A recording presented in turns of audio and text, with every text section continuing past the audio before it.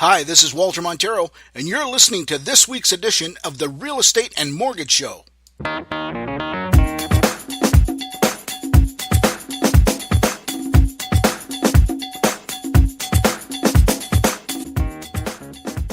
Hi, folks. Welcome to this week's episode of the Real Estate and Mortgage Show. Last week we picked on home sellers and the things that they should stop doing. And this week we're going to talk about home buyers and the things they should stop doing. Okay, so I'm going to start off right from the top so we don't waste any time. Number one is, to me, is not signing a buyer representation agreement. Okay, a buyer representation agreement is basically a contract between the buyer and the agent that's going to be representing them in the purchase of the property that is putting the agent under the obligation of providing his client with fiduciary duty. Okay, fiduciary duty from an agent is not something that is given to a customer. So in other words, a customer is somebody that is not signed to a buyer agency agreement. It is an obligation of the agent to give to his client. Okay, now on the customer side, when you're dealing with an agent just on the customer side, there is still a duty of care, okay, that they exercise care and skill in dealing with you, of course, and to ensure honesty, okay. But when you sign a buyer agency agreement with an agent, there's a few other things that kick into play here. First and foremost is the so-called word fiduciary duty. What does that mean? Basically, what that means is there's a couple of elements. Number one is confidentiality. Okay, they're mandated to keep your information confidential. Okay, they're mandated to be loyal to their client. Okay, they're mandated to avoid any conflicts of interest. So if they do have any kind of conflict with regards to the deal, they have to disclose them to you. Are they selling you, their mom and dad's house, or do they have some sort of other commission coming to them as a result of the sale? Is there going to be some sort of side commission that they're going to make? To know all that, you're going to know exactly what that agent is going to make. All right, so that is all agreed upon. All right, they have to agree to obey your instructions. They're going to act in person for you. So there's a whole bunch of things there. They're going to negotiate in your favor. So it's really, really a good idea to sign a buyer agency agreement. Do the agreements have some caveats to them? Absolutely they do. Okay, and that's why you need to get clear with the agent that you're dealing with. There's usually a time element involved, how long the contract is. Okay, and there is also an actual reimbursement or an enumeration commitment. So you're going to agree that the agent is going to make X amount of dollars in this transaction. Now, most of the times, those agents are paid from the proceeds of the transaction from the listing. Okay, but from time to time, there may be a shortfall on that. Okay, and you need to address with the agent right up front how that shortfall is going to be dealt with. The big thing, I think, more than anything, is that when you sign a buyer agency agreement, the idea of commissions comes right off the table. So if you're looking at, let's say, a property A that is listed for $250,000 and it pays a 2.5% commission to the cooperating broker, that's fine. Let's say you got the exact same property that sells for the exact same price, $250,000, but it has a 3% commission to the cooperating broker. Okay, now without that relationship, the agent may be encouraged to sell the one that pays the higher commission. Okay, but because you have a contract in place and the enumeration's already been specified, that 0.5% spread you're actually entitled to. Okay, so keep in mind how that works, so you know exactly what kind of commissions are going to be dealt with on the table, and your representation is fair. Okay.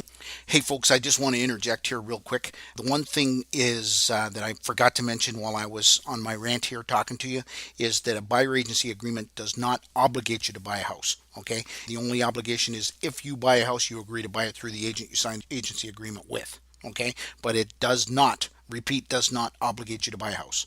Number two, of course, sort of coincides with number one, and that's dealing with multiple agents. I think dealing with multiple agents is not a good idea because, first of all, you don't get the level of care that you would get by just dealing with one agent. If you deal with one agent, an agent gets a handle on what you're looking for. A lot of times agents are in and out of properties all the time. So when you're dealing with one agent and you've made a commitment to that agent, they're going to get a real good handle on what you're looking for. And when it hits the market, they're going to be on the phone with you right away. Okay, so Dealing with one agent is a far better idea than dealing with multiple agents.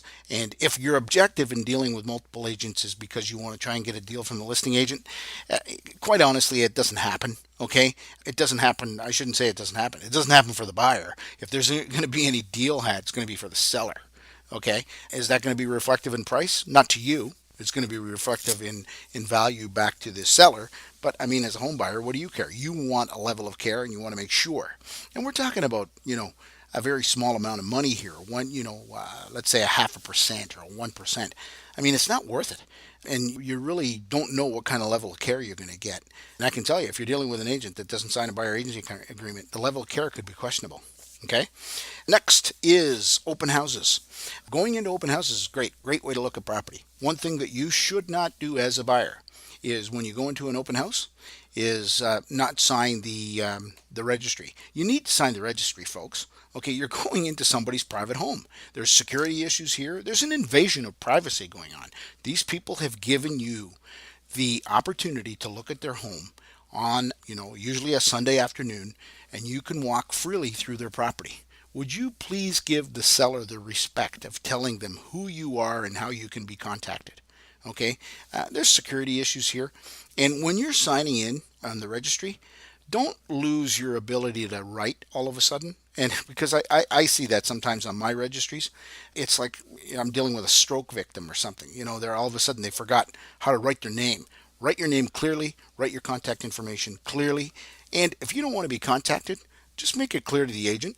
I can tell you right now, if you make it clear to that agent, they're not going to bother wasting time following up with you. Not to mention, it's against the law. You said no contact, and they won't contact you. Okay? But just be sure to sign into people's open houses. It's respectful, and it's just the right thing to do. Okay? Next thing is bowing out on making an offer because there are other bidders that want to make an offer. Okay? So, in other words, you're bowing out of multiple offer situations. Folks, this doesn't really make sense to me because, first of all, think about it logically. Why would you bow out on a multiple offer? Are you only looking for houses that other people don't want to buy? That doesn't make any sense. We're in a very robust market here in the Cambridge, Kitchener, Waterloo market. Okay, and oftentimes you're gonna run into this type of situation quite a bit. Okay, if you want to know more about how to deal in multiple offers, we did a few episodes back. We did an episode on how to deal in multiple offers. So you might want to get some tips from that episode. But more than anything, don't bow out on multiple offers. If you're concerned about paying more than what you feel the property is worth, make your bid. Make your bid, and if it doesn't go, it doesn't go.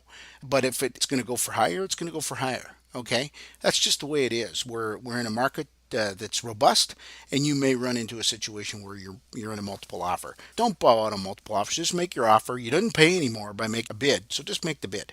All right. The next thing is, of course, is not getting pre-approved for a mortgage, folks. In today's day and age, with bankers and mortgage brokers, with the ability and the tools that they have to get you pre-approved for a mortgage, what does this mean for you? Well, first of all, it gives you a clear outline of what your budget is. Okay, so you don't waste your time looking at homes that you can't afford.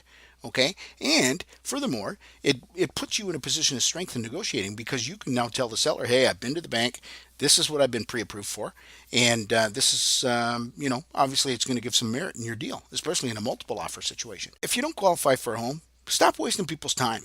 Okay, these people are serious about selling their home. The last thing they need is having a property tied up with a buyer that's not bona fide. They can't get the darn financing. Okay, get pre-approved for a mortgage. That way you know what you can afford and you're not wasting anybody's time. The next thing I see people do that they should stop is thinking about it. Okay, they look at a home and they want to think about it before they make an offer.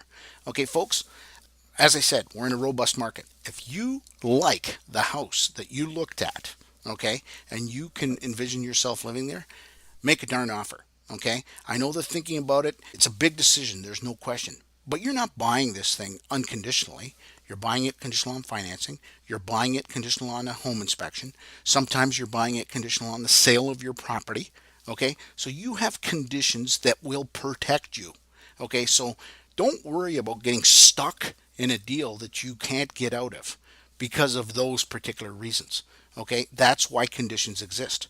But if you see something you like, it's beneficial to you to act sooner than later because then that way you avoid multiple offer situations. Because, how many times have you seen, a situation where, well, I can tell you I've seen it many times where people want to think about it and then they call me back the next day, okay, let's go ahead with the deal. And I say, yeah, okay, that's fine. But now there's three offers on the place. So now you're in a multiple offer situation. You could have avoided it by acting sooner. Okay. Or worse yet, it gets sold altogether. Okay. So you get into a situation, it gets sold, and, you find out what it sells for, and, you missed out on the whole thing. All right. Next one, and this is the last one, is shopping outside your price range. Folks, again, as I said, we're in a very robust market. Properties usually sell very close to their list price. Sometimes properties are overpriced, but I can tell you this much: when they're overpriced, the seller isn't all of a sudden going to become reasonable and entertain a lower offer. If they're overpriced, they're not looking at entertaining lower offers. They want higher offers. Okay, the sales to list price ratio usually in our area is somewhere around 98 or 99%. So our prices are pretty tight here.